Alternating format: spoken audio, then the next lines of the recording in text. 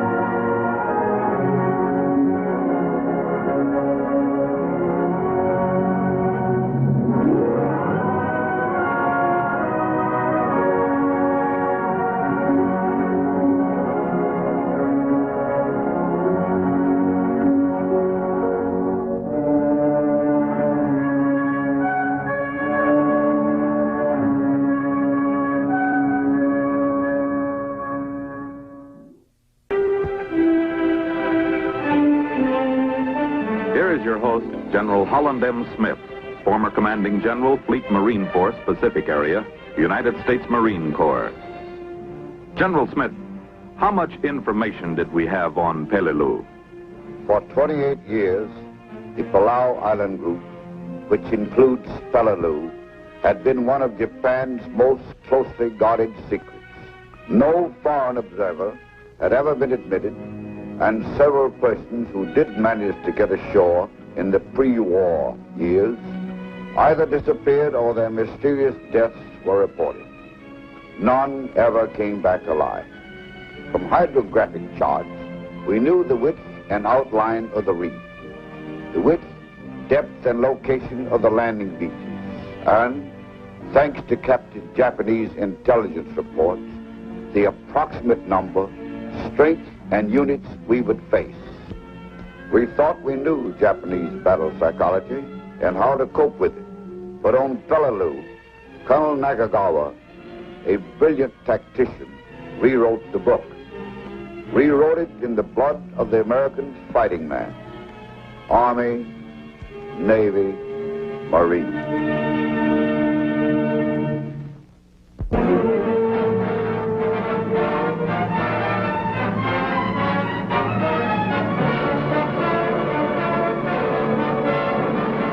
We are the Division Reserve. 5 battalions have already landed. It is tough. We can see that. A dark pall of angry conflict obscures the beaches. From this distance, it is impersonal. Until you see what happened to the 3rd Armored Amphibian Tractor Battalion. Some who can talk tell us the beach approach is zeroed in, and artillery is so thick a jackrabbit couldn't get through. It's our job to prove they're wrong.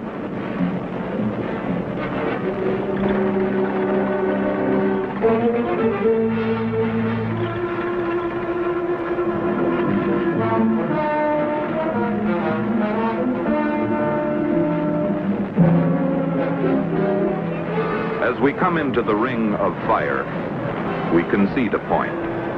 It's rough.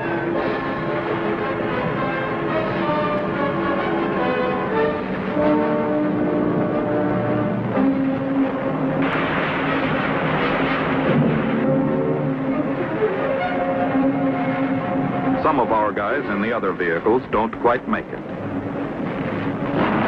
As we hit the coral, some of us don't either.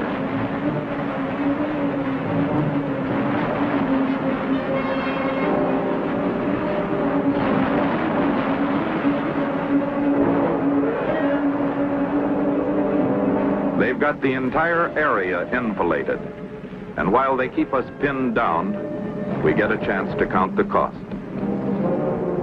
It runs high in dollars and cents. Other commodities don't have a price tag.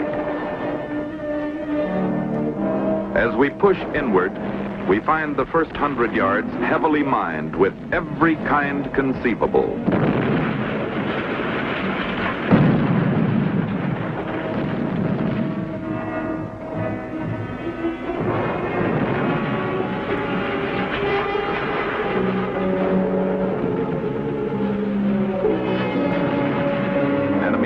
Seems to come from everywhere, from steel, concrete, and coral positions, invisible to us, but connected with each other by a series of spider holes.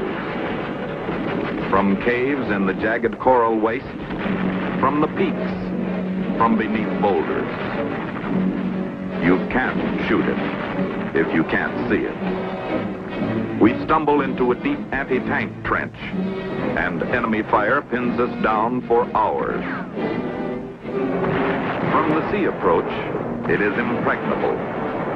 We must fight inland, fight upward, and attack from the rear. Until this nest is cleaned out, other units cannot continue their advance. You spot a coral bunker, it spits at you. You lob a few grenades. Nothing. So you call for help.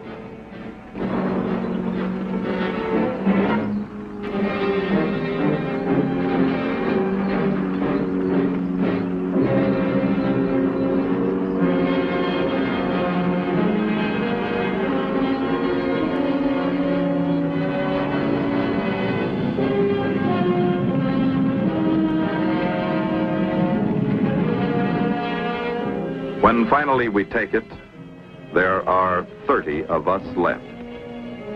And after holding it for 30 hours against day and night counterattacks, there are 15. But we hold. Command was worried. Reports coming back disclosed two major gaps in our lines, so serious that any counterattack in force between the ridge and the beach might well sweep us back into the ocean, already littered with the wreckage of our gear. The 5th Marines in the center fight their way to the edge of the open airfield, move eastward, and bisect the southern portion of the island. On the extreme right in the southern zone, the 7th Marines find going rough. The littered beach and the reef force their Amtraks into columns, slowing, exposing to enemy action. Certain elements are landed out of position, and the resulting traffic snarl delays the initial impetus. But an anti-tank trench, similar to the one which tied down elements of the 1st Marines, is a boon to us. It offers a needed source of orientation. It enables us to move laterally into position with some measure of protection. Then, the counteroffensive we've been expecting develops in the form of a well-coordinated tank infantry attack on target area 134R. None of our tanks is immediately available, so the Marines go to work with rifle, carbine, machine gun, bazooka, mortars, artillery.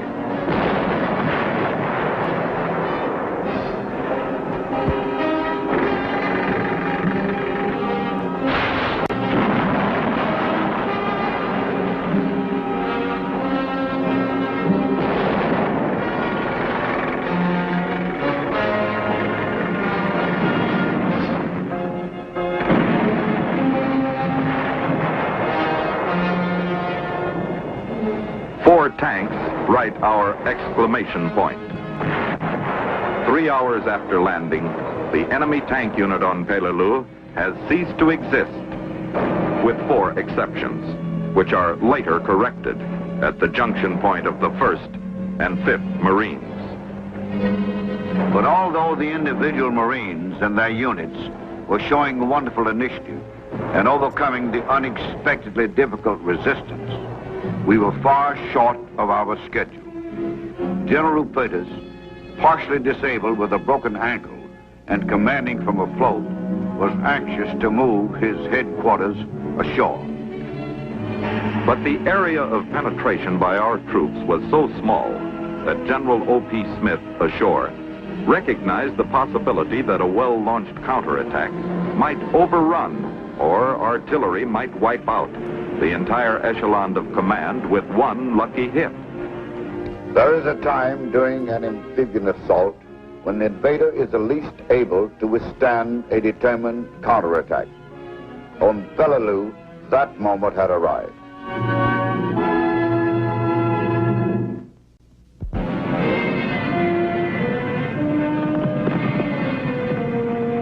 The 15th of September song, 1944, was a nightmare in Nocturne for the officers and men of the 1st, 5th, and 7th Marine Regiments.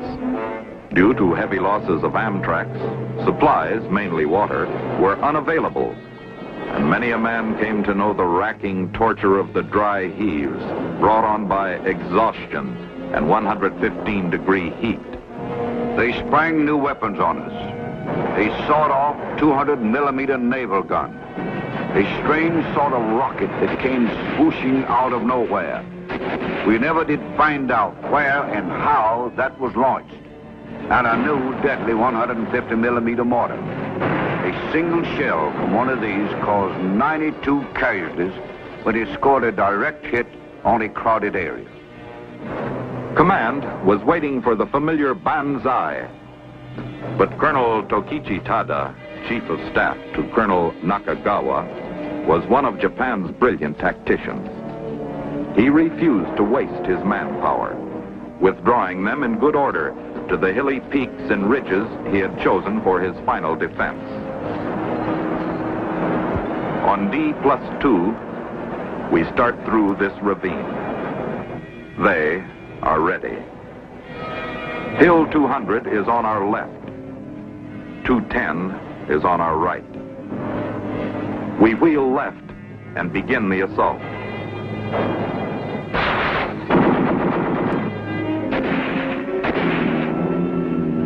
Tanks and Amtracs attempting to help are knocked out right and left. So, we do it the hard way. But we do it. And spend the next night and the next day under withering fire from Hill 210 across the gulch, mere yards away. Other units find their way barred by this. Walls of concrete and steel 4 feet thick, crawling with the enemy, and untouched by bombs or naval gunfire. We could do it by hand, but there's an easier way. We call on another member of the team, the battleship Mississippi. We do the rest, and move on until we skirt the damp swamp and find the logical entrance into the maze of mountainous coral peaks. This is Horseshoe Valley, and though we will fight here for 30 long days, we will never capture it.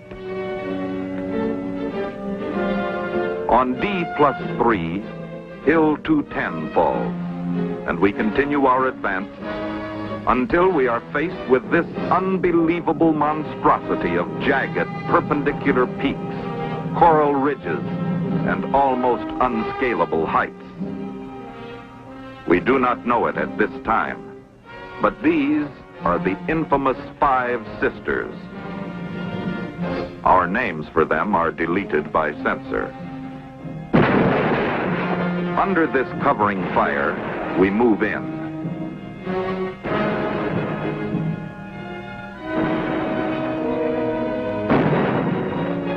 We gain some ground, but not much.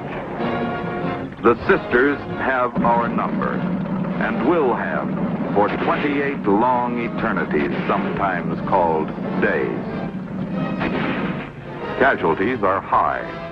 Within a week, the 1st Marine Regiment loses 58% of its overall strength. The 40 hospital corpsmen and 96 stretcher bearers assigned to each battalion are not enough.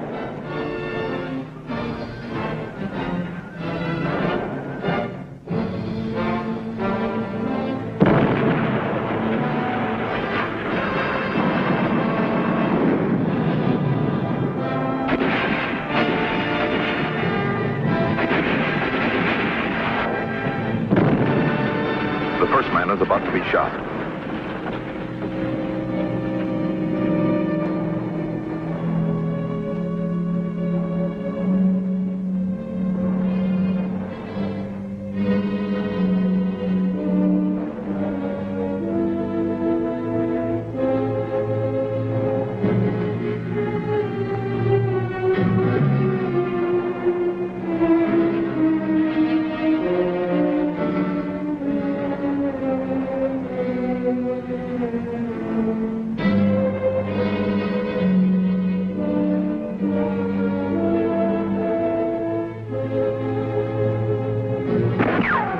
We run past an exposed position.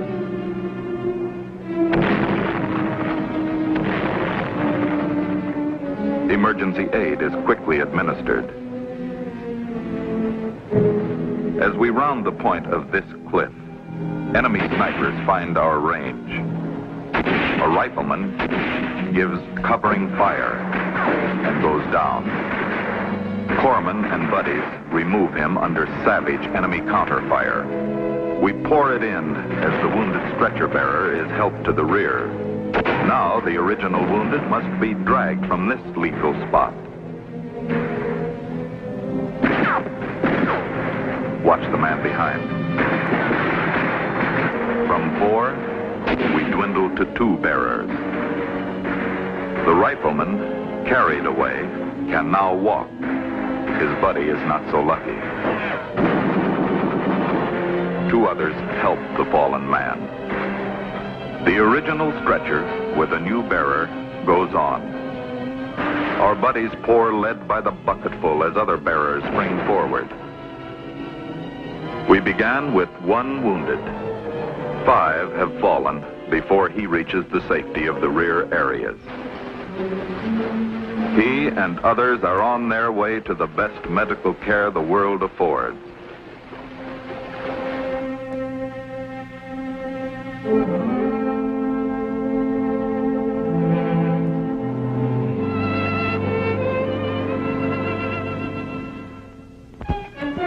For all strategical purposes, the island is ours. But our reserves are all committed. We need reinforcements. On September 23rd, the 321st Regimental Combat Team of the 81st Infantry Division, United States Army, comes aboard. Their victory at Anguar has sharpened them, and in 4 days, they seal off the northern end of the 900 by 400-yard maze of coral hills, caves, and valleys called the Umbrogal Pocket. The Umbrogal Pocket, 36,000 square yards of unbelievable resistance. First encountered on D+2, we will still be fighting here on D+22. Any rational man would have surrendered. Colonel Nakagawa was not a rational man. He still had 6,000 troops, and they would fight to the death. To clear the peaks of underbrush and reveal enemy positions, Marine planes dropped napalm on the Sisters, Brothers, Baldy, 100, Walt and Boyd Ridges, and other specified targets. Wheels down for takeoff. Wheels down for bombing. Wheels down for landing, rearming. And then repeat the cycle. Shortest bomb run in history. More spectacular than effective.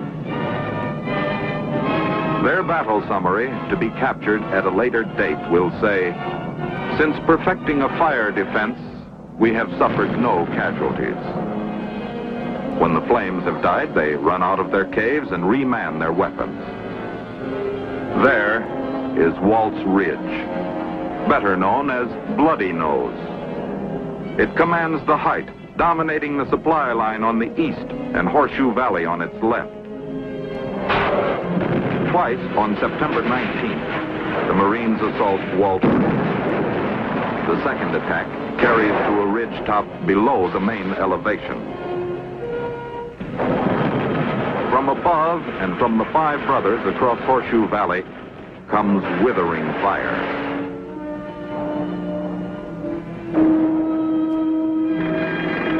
The following day, reinforced and following the tanks, we move forward to the jump-off line. And once again, we are unsuccessful. Round 3, all his. On the morning of the 22nd, round 4. In the afternoon, round 5. He has rocked us back on our heels, and for 11 days we will call time out to fight elsewhere. Bloody Nose is his. By October 3rd, successes on the northern sector of the pocket make a combined action possible. Artillery is zeroed on the Five Brothers.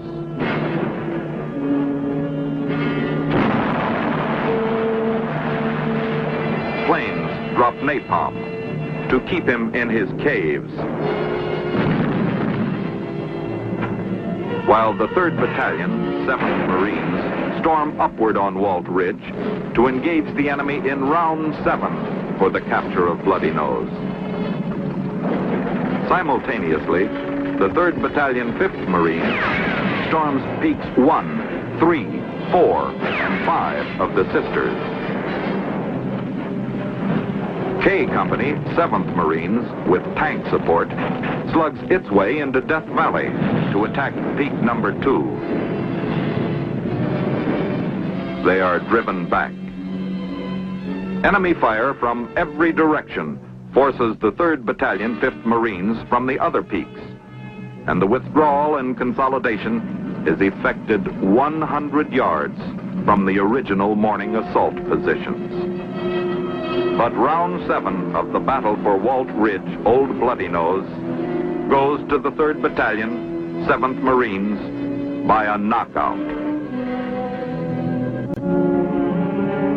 After 6 attempts, the Marines had made it, and this time they stayed. Heaven, high water, and you know what, we're not going to dislodge them. On October 15th, D-Day plus 30 days of incessant battle, the relief of the Marines begins. The 1st, 5th, and 7th Marine regiments have sustained reductions of 50% of their overall strength. They have fought for and won the Island, Hill 140, Ridge 3, Baldy, Boyd Ridge, Boyd Draw, the 3 Knobs, Hill 100, Hill 120, Gustavus Island, and many others. To the 81st Division, United States Army, they leave the remainder of Umbrogle Pocket, which includes the 5 Sisters, Horseshoe Valley, the 5 Brothers, Wildcat Bowl, Death Valley, and the China Wall. But as command surveyed the wreckage of Japanese equipment, we were thankful that the enemy had employed it badly. If they had concentrated all their available artillery fire on the beaches, very few would have lived through it. We thank the good Creator that they did not. On the faces of the hills, the deep scars of battle. But the vegetation of time will cover these until no trace remains. On the faces of the men, the deep lines of ordeal. But the years of peace will fill and relax them. In the valleys, On the beaches, atop the crest, lies the wreckage. But all this can be salvaged, remolded to more useful purposes. In the bosom of the earth lie the men, but not their spirit. With their magnificent effort, they indicated their desire. Their proxy was left in our keeping.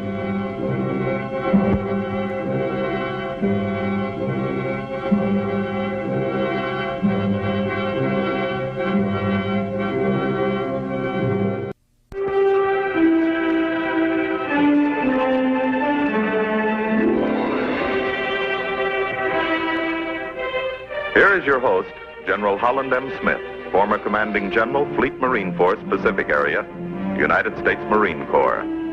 The assault on Iwo Jima came as a smashing climax to the 16-month drive that carried the amphibious forces of the United States across the Central Pacific to within 660 nautical miles of Tokyo. The heavily fortified island, lying midway between the Marianas and the heart of the Japanese homeland, had assumed such strategic importance that its rapid seizure became imperative. Iwo had to become an operational United States base.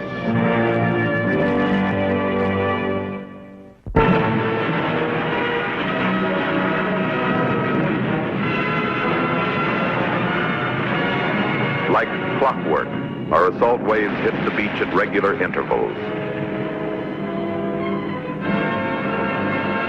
Even the ocean cooperates.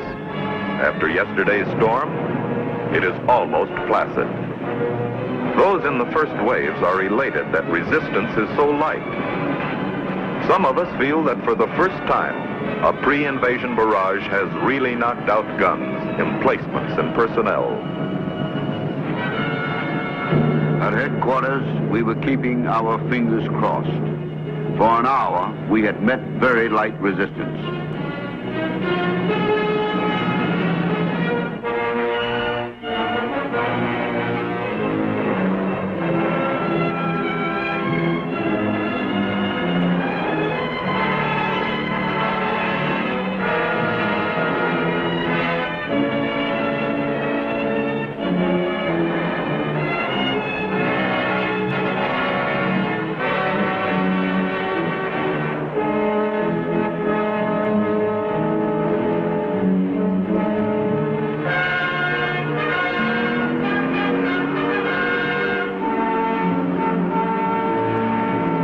As we hit the beach, volcanic ash slows our charge to an ankle-deep walk, a laborious crawl. And then, when General Kurabayashi feels that there is enough target on the beach to result in real damage, our progress really slows.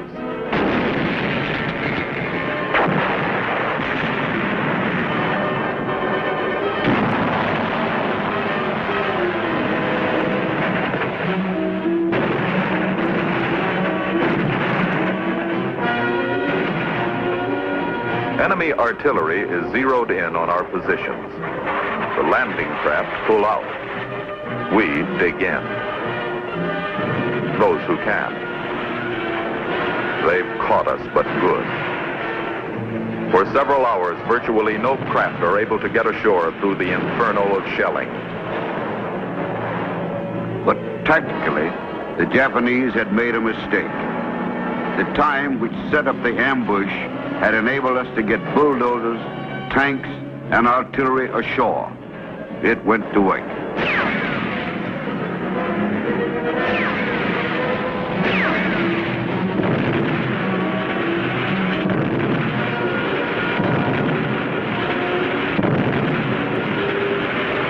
Bulldozers dig down for bedrock and tank traction.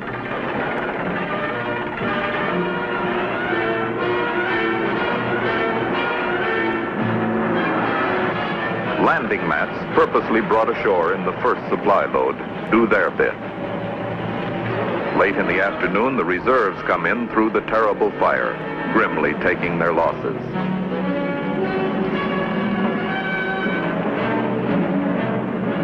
Some of them stay to fight. Some of them stay. Others go right back. Today, the medics will administer hundreds of pints of blood. More than 5,000 pints will be administered to the landing force during the campaign.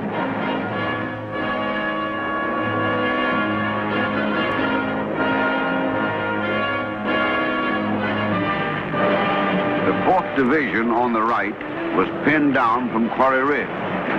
One battalion was depleted by 50%. Another company lost 5 of its 6 officers.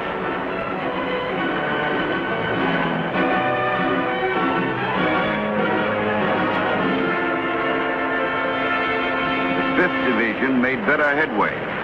They struck across the narrow isthmus by noon, and that night it crossed the southern part of Airfield No. 1.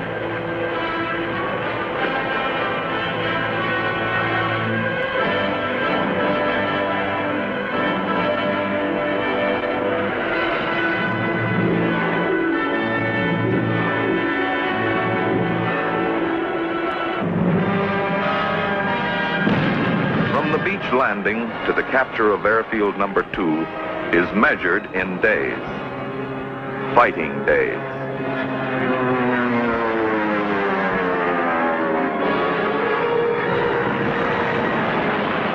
Nine days later, it is still under enemy fire as the strips are repaired. On February 26, when 2 planes from Marine Observation Squadron 4 land, it is still under fire. It is weary work. It is monotonous in its pattern. Marines advance in the open to be shot at by an unseen enemy. 5 times they drive us off of this hill. We come back 6.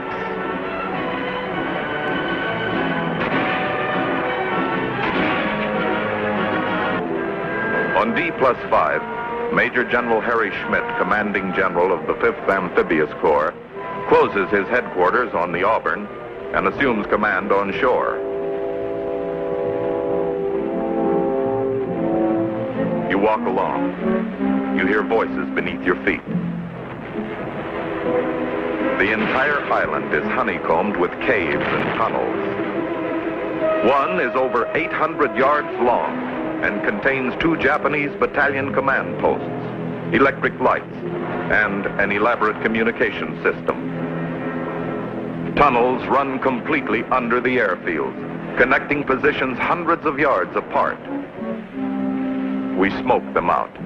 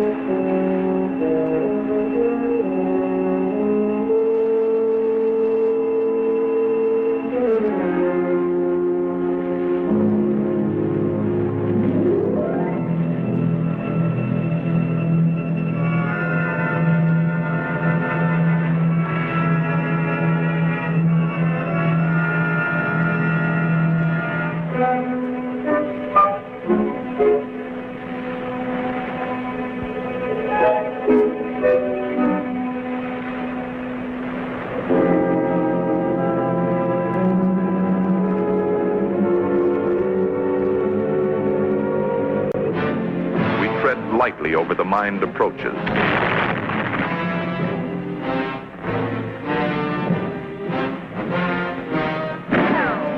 In some sections, tanks cannot follow until demolition teams locate and disarm the danger.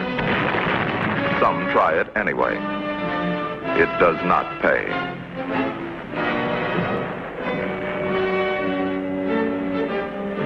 When the field is clear, they cover our approach.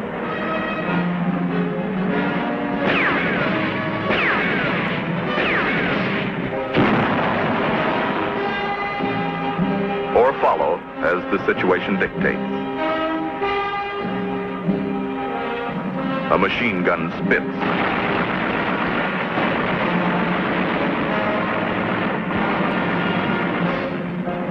We toss a grenade. Bullseye. It is not enough. We try a 105mm howitzer. 96 of these will fire almost 250,000 rounds at the rate of 6,600 per day. It looks good, but we know it did not penetrate the 3 to 5 feet of concrete and steel. 48 of these will fire 5,000 rounds per day. We call up a flamethrower.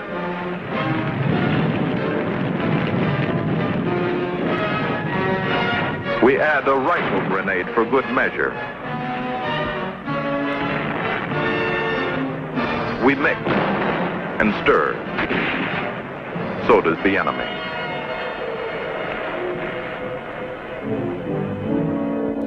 Look, you America, at the land your sons must conquer. Search as their eyes must search, and spot, if you can, the pit, the cave, the camouflage, where death is waiting. For until you find it, and capture it, and silence it, it will explode its violence among you.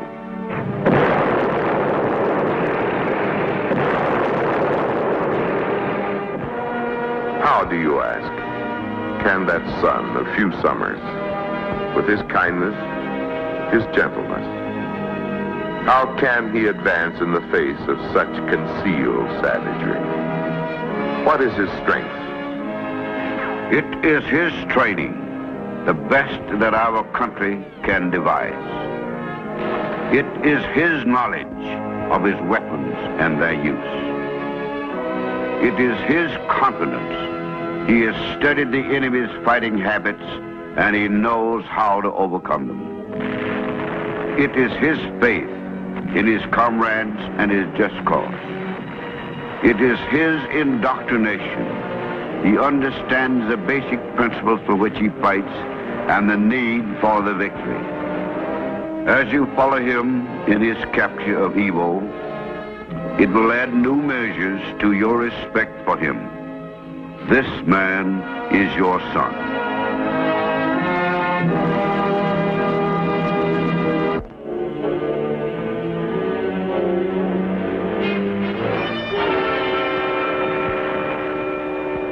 As we fight toward the northeastern portion of the island, emergency resupply of ammunition, medical supplies, and radio gear is made by Marine and Army transports. 78 tons of critical material as well as our mail are airdropped during the operation.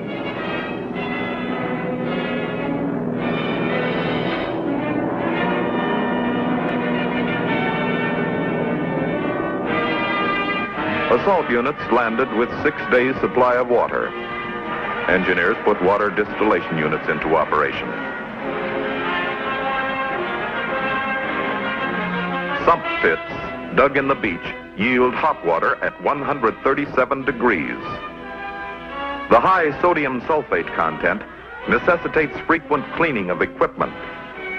Intake lines placed in the surf are often washed away by violent sea action. Despite these difficulties, the water supply does not become a serious problem. On D+12, air evacuation of casualties begins. 2,449 will be handled without a single fatality in flight. Others are sent by hospital ship.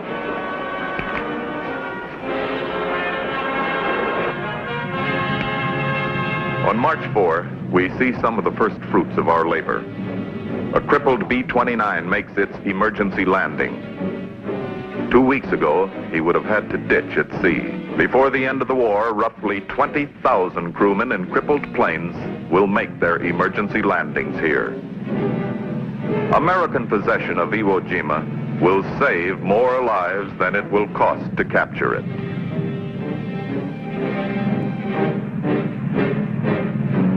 As our perimeter is expanded, so are communications. These can play havoc with the wire, but precautions are taken.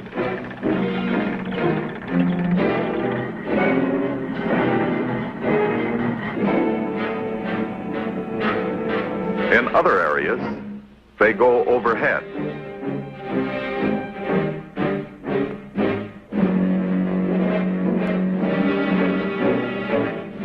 When they are completed, the Marine in combat is only 4 switchboards and mere seconds away from a talk with the commanding general.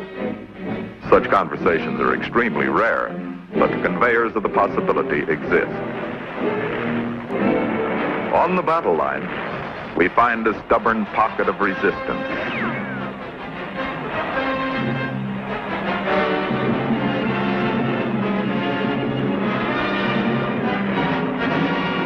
These can launch 20 rockets at a time, 640 pounds of TNT in a single barrage, and the maximum range, 250 yards.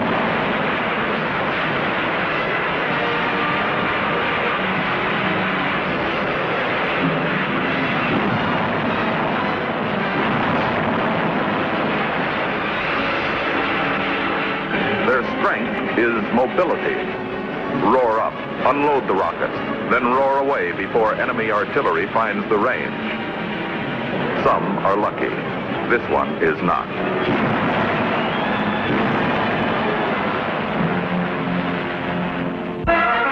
And so it goes. 10, 16, 22, 30, 36 days.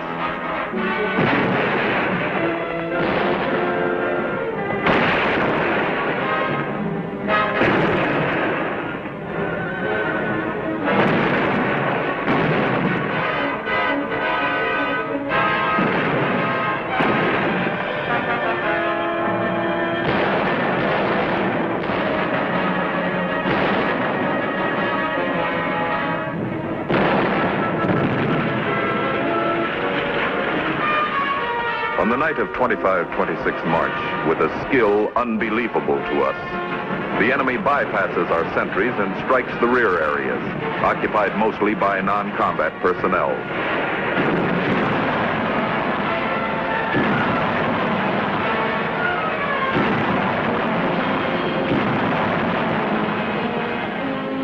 The fighting and confusion rage until dawn.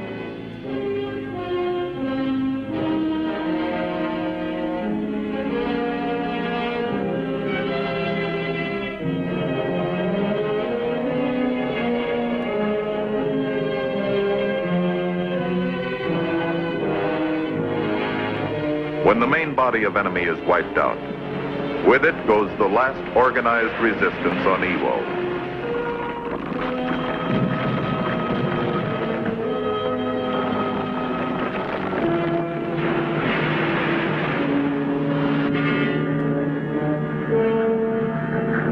This is Suribachi. We have purposely saved its actions until last. In the jigsaw of victory, each piece must be evaluated, not for its own particular merit, but for its contribution to the ultimate success. Viewed in this light, Suribachi's capture had no more and no less value than any other segment of the Iwo Jima battle. But it did capture the imagination of the world, and it gave our people a great symbol of our national unity. The lower slopes of the mountain and the region about its base are honeycombed with Japanese prepared positions. In all, more than 1,000 enemy positions will have to be taken. Tons of naval gunfire are poured into the area.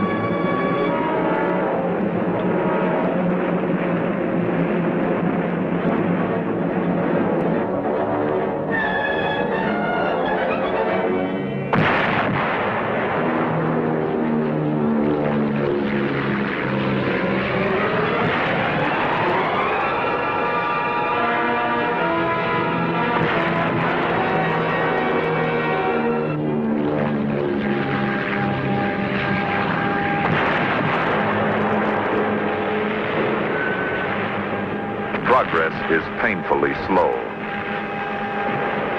Because of minefields and heavy anti-tank fire, our tanks find the going rough and eventually impossible.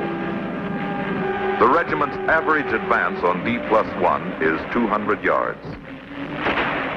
From Suribachi's 556-foot crest, the Japanese can observe our every move and disposition. Their fire is heavy, accurate, deadly. Airstrikes and naval gunfire drive the enemy deep into his caves and dugout tunnels.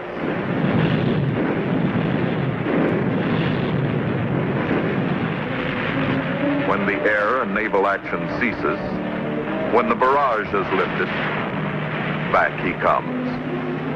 They were diabolically clever, the best we'd faced. They would allow us to overrun their concealed positions and then fire upon us from the rear. On D+2, we get through to its base. On D+3, we push along both shores and surround it. Casualties have depleted and our ranks are dangerously thinned. Early on the morning of D+4, our patrols begin searching for a way to the top. I felt it before I could see it. Something electric passed down the mountain, stiffening the men, giving them new heart. I looked up, and there it was, that tiny speck of red, white and blue, tied to a piece of Japanese pipe and fluttering from the gaunt crest. Mr. Forrestal, then Secretary of the Navy, was standing beside me. Solemnly, he turned and said, "The raising of that flag on Suribachi means the Marine Corps will live for the next 500 years. It was a magnificent tribute. Later, we decided to hoist a larger flag. It could be more easily identified. This second flag raising resulted in the well-known picture. As the nation gazes upon this magnificent memorial that has become a symbol of our unity of purpose, its meaning is as different as the person who beholds it. To one, it is achievement, thrown to its highest crest by unified inertia, motivated by thousands, flung up the scarred slopes by diminishing hundreds, and secured by 200. To a second, it is determined protection of the oppressed, projected beyond the present into limitless futures. To some, it is effort, anguished turmoil convulsed to a high pyramid of faceless impersonality. To others, sacrifice, distaff raised in a righteous cause. To still others, it is valor, refined in the crucible of strife. To me, it is hope. For wherever that flag is unfurled, men and women are striving to bring personal freedom and spiritual liberty to their highest perfection. To everyone, it is the same. Its outlines are seen with the eye. To everyone, it is different. Its meaning is seen with the heart.